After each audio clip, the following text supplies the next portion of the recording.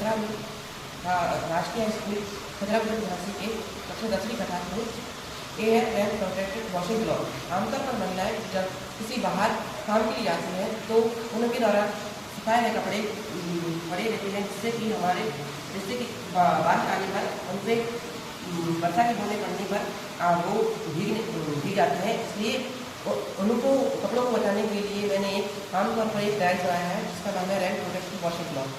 जैसे ही इस सेंसर पर पानी पड़ता है तो ये ऑटोमेटिकली खुल जाता है, जिससे कि हमारे कपड़े भीगने से बच जाते हैं।